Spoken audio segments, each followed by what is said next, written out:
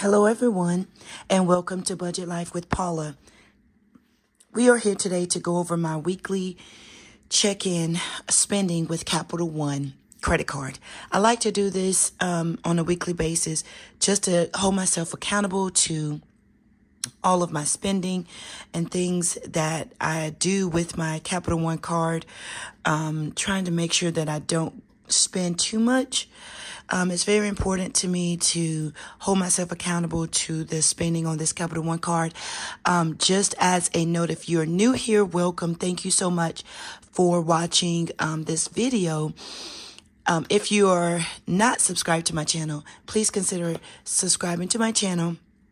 Leave me a comment if you have any questions about my weekly spending videos, and hopefully I can be able to explain.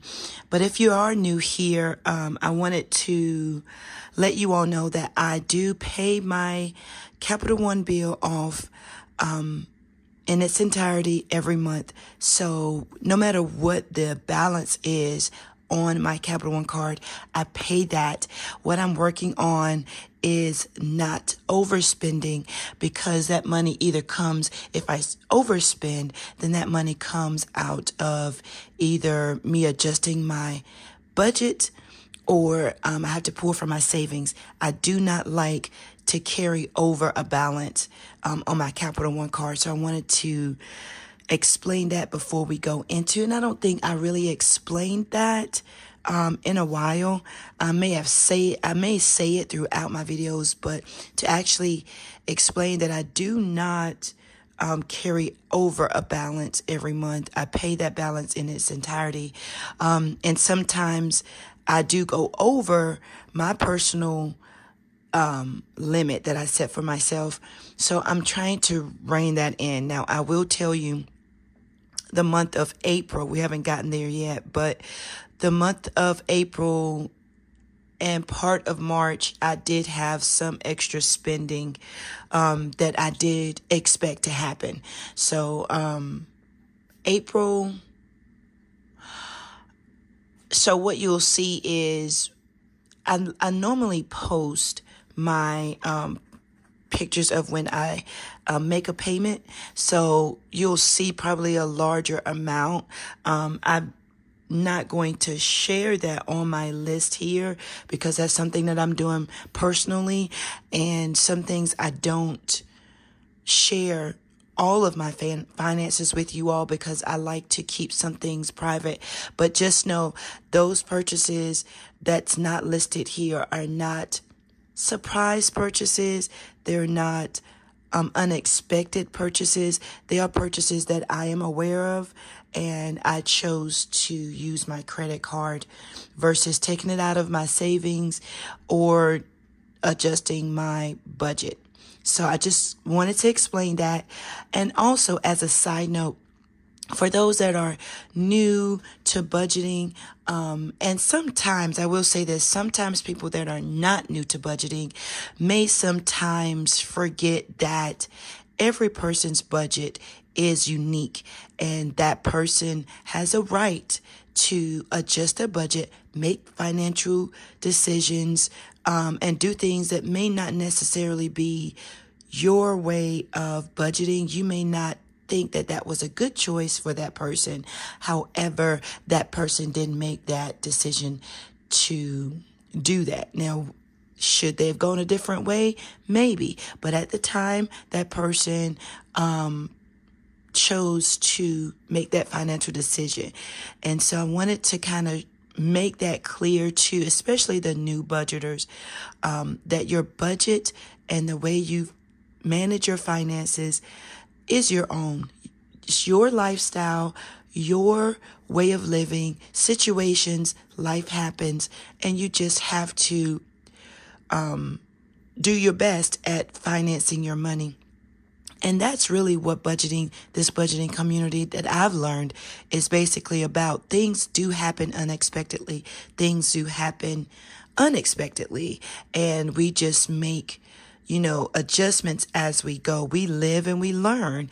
And so maybe last month or last year, you had made some financial decisions that you want to work on not making those same mistakes in the year 2023. And that's maybe one of your goals that you're working on, and that's totally fine. Will you get it right away? You probably won't. I didn't, and I'm still learning. I'm still learning about some things, and I'm still having some things happen in my life that will cause me to make financial decisions that I have to just adjust my budget, or maybe I have to dip into my savings and just replace that savings. So I just wanted to share those things before we jump into my weekly spreadsheet. I do withhold some information from my budget all the way around, just to avoid certain comments and things like that. I know exactly what I'm doing with my budget. Now, I may not know what's happening in my life, especially when there's a surprise or unexpected things. I've got a teenager who is driving, who has her own vehicle, and she may get in an accident, or something may break down in her car. She doesn't have a brand new car, so she may need to call me. So, having money set aside, or insurance, and, things like that. Life happens where we just have to make those financial decisions, whether it's expected or unexpected. Our main goal and our main focus is to manage our finances better than we did on last week, or last paycheck, or last month, or last year. Whatever the case may be, we should be cautious and conscious of our financial decisions. So I wanted to let you all know that, especially new beginners, when there are so many avenues and so many ways to budget, you make your budget your own, and you do the best that you can. And then you congratulate yourself. You celebrate your small wins. And I've learned that celebrating small wins, if I can cut back on drive-through, maybe I was doing drive-through 4 days out of the week, and I cut it back to 3 days out of the week, then yay for me. That was one of my biggest weaknesses, is while I'm out, let's just grab something to eat. And I was doing it on a regular basis, and versus either, eating at home, packing lunches or packing snacks and just throwing it in the truck for me and the kids while we're out. You just make it your own. So I definitely wanted to speak from the heart, and I don't want to offend anyone. But this should be a budgeting community where there is a judge-free zone. People make mistakes. People may do things differently than what you are doing in your budget. However, everyone's life is different. And so we have to give each other and ourselves grace and a little bit of mercy, and just be aware of what you're doing, if at all possible, and then go back and adjust it going forward. So it's always a learning curve. It's always a learning situation. I'm always open to learn something new in my budget and from others. So I just wanted to take out a few minutes to share that. Okay. So what I normally do is I do continue to use my expense tracker spreadsheet, and I do like to print it out because it breaks it down at the bottom. However, I am currently using the annual budget workbook from Tasha over at Mind Your Money, and Tasha does have a new YouTube channel where she is going to totally be doing savings challenges, and I believe cash stuffings. Her budgeting channel is Mind Your Money. I will have that listed in the descriptions below. I will have her website if you're interested in this workbook, and I will also list her new YouTube channel. All right, so we're gonna go right into it, and hopefully I can zoom in. There we go. My camera didn't want to work with me. So I'm going to slide this sheet over. I hope you guys are having a good day or night whenever you are watching this video. I try to post these on a weekly basis, and I try to do it on Thursdays. So hopefully this will go out this Thursday. So we left off at March 11th, and this is starting week of March 12th. Didn't do any spending on the 12th. We are writing down March 13th. Food Lion purchase. That's my local grocery store. Category is food. I have to fill in the categories here later. The amount was $147. I have 3 kiddos and myself. We live with my sister, and so me and the kiddos, I do more of the cooking. My sister works long hours. And so, let's see, that's 337.92 plus 87. I'm sorry, not 87. It should be 47. Oops. Did I do 47? Yeah, it's 47. But I do a lot or most of the cooking here. And so that's $438.39.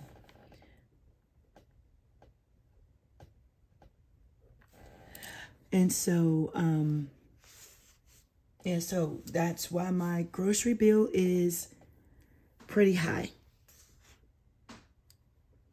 And I do, if you notice and watch any of my other videos, I do budget for food and household. However, sometimes we run over, and I use my Capital One card to make up the difference. So now we're at $503.65.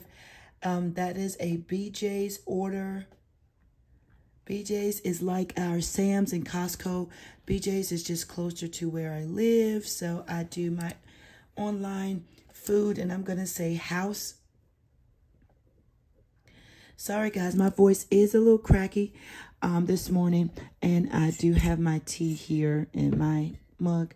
My sister did this coffee mug, and so I have that here. She has an Etsy shop. And then the following day, I did a Walmart online pickup order with a mix of food. And really, this was a lot of household. Actually, this was mainly household items of $116.84. Haven't done that in a while, and I noticed that we were getting low on a few things, paper products. So that's $620.49. Like I said, we are past my budget limit. However, I do make payments before my bill is due on my Capital One card. And so if I have any, like I said before, if I have any, oh, that's a subscription. I should say subscription or sub. If I have any payments, I will post it in these types of videos. The numbers may not be the same because there are some things that I am leaving out. Like I said, in March and April, I will be doing some personal shopping and purchases. So the numbers will not be accurate, but these are the spending purchases that I choose to list and share with you all. And mind you, like I said, this is not, the purchases that I'm not listing here are not unexpected. So they are expected. This is a subscription of $9.99. and 64 cents. So yeah, may not be the way that some people do their weekly check-in on their credit cards, but just know this is the way that I'm doing it. And I really like it, because if you've been watching my videos on my weekly channels before I got this workbook, I only had the worksheet, and I was definitely doing a lot of drive-throughs. But as you can see, I've not done any drive-throughs so, you know, as much as I have in the past. So I am doing a lot better. And this is the month of March. Looks like the end of February because of how the days landed. But this is the month of March. So I wanted to let you know that this is where we are. Right now we're at $665.12. And I may have already made some payments, and I will post them in this video. Let's now look at, let me zoom out a little. Sorry, guys. Let's look at the worksheet. So the categories that I separate is drive-through or takeout. Nothing this week. Gas, nothing. Sometimes gas can be expensive and I go over my budget amount. But I didn't have to this week, and that's good. Groceries and household totaled up to $282.57. And then my bills category was $44.63. This is really good news for me. Nothing for drive-through, nothing for gas. So the total amount that was spent this week was $327.20. My big overall was what, $665 and some change. Like I said, I'm not concerned about that. Those bills, that statement will be paid. In fact, I believe I've already made a payment this month for that, because that covers these purchases and some other personal purchases. So I'll go ahead on and post that. We are in no means in the negative with Capital One. I just like to keep a track of my spending and what I'm doing, and seeing if I can work things out and do less spending that's not planned or not budgeted for.